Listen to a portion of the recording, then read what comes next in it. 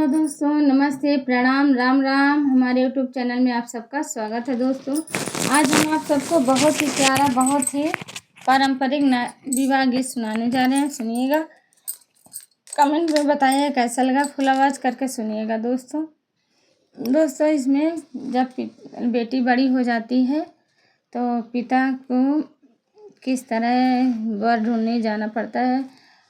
वो धूप या बरसात कुछ नहीं देखते हैं। उसी समय का एक गीत है। जब वर ढूंढ के आते हैं पिता तो इसी के बारे में गाया गया है। सुनिए और कमेंट में बताइए कैसा लगा। लास्ट कड़ी में आप ज़रूर सुनिएगा।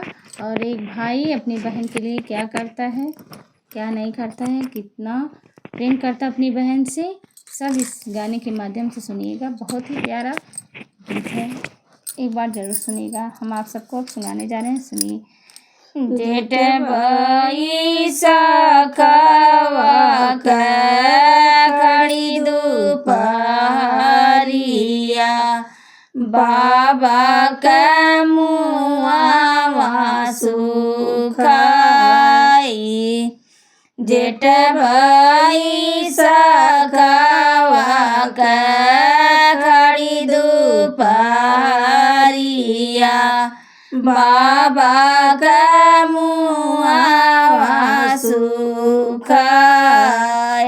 तब नाई बाबा मोरे रुकला डगरिया, बर को जाने चली जाए।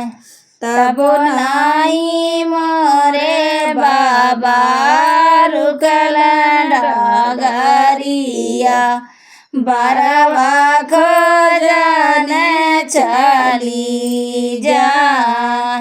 बरवा को जिए पापा घर के लौटल, मम्मी पूछे लिया रे थाई। बरवा को जिए पापा घर के लौटल, मम्मी पूछे लिया रे थाई। कवन कवन नगर गइला ये स्वामी, कैसन बड़ नगर के लोग। कवन कवन नगर गइले ये स्वामी, कैसन बड़ नगर के लोग।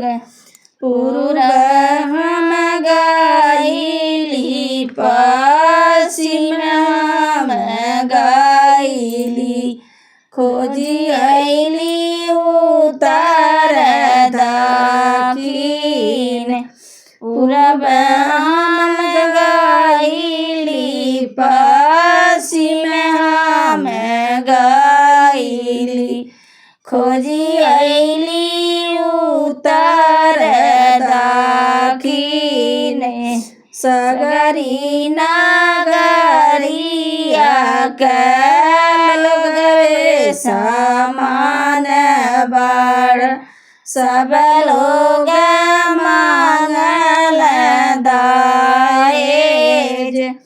सगरी नगरिया के लोग समान बड़, सब लोग मांगल दहेज। इतनी बचा नहीं जब सुने लिया अम्मा के मनावा उदास। इतनी बचानी जब सुने लिया अम्मा के मनावा उदास। कैसे के बेटी बियाह रे स्वामी, कहाँ पैबा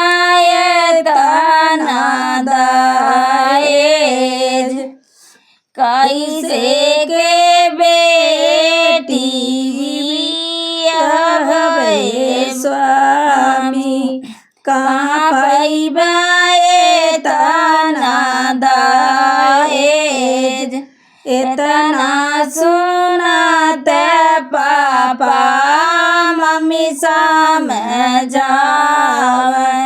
कहे दाना हो खेलू दास इतना सुनत पापा मम्मी समझाव कहे दाना हो खेलू दास घरवा दुआरवा बेचब घरो गहना बेचब तब देव बेटी के दहेज घरवा दुआर बेचब तोर गहना बेचब तब देव बेटी के दहेज इतना वचन जब सुनली कवन बेटी सुन पापा राज हमार इतना वचन जब सुनली कवन बेटी सुन मम्मी राज हमार काहे के बेचबा पापा घरवा दुआरवा काहे के बेचबा ना बिकाय काहे के बेचबा पापा घरवा दुआरवा काहे के गहना बिकाय सबका से नीक बाट कही उपाया डूब मारा बदरिया सबका से नीक बाट कही उपाया डूब मारा बगैर तार इतना बचन जब सुनल कवन बाबू सुन पापा राज हमार इतना बचन जब सुनल कवन बाबू सुन मम्मी राज हमार काहे के बेचबा पापा घरवा दुआरवा काहे के गहना बिकाय काहे के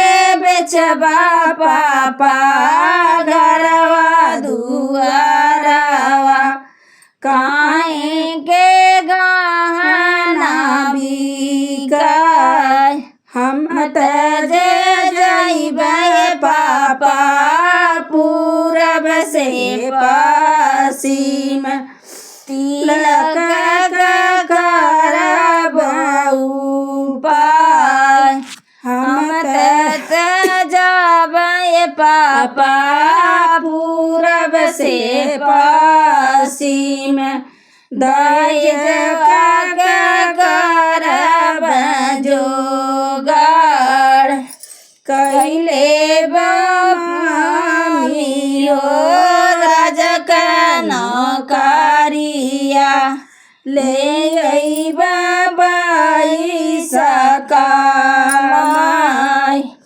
कैले बामा पाओ राजक नौकरिया ले अइबा पैसा कमाई अपना कमाई मैया पापा बहिना के देबो बहिना मोर प्राण आधार अपनी कमैया मामी बहिना के देबो बहिना मोर प्राण आधार जेतना कमैबो सब दहेज देई देबो बहिना न रखब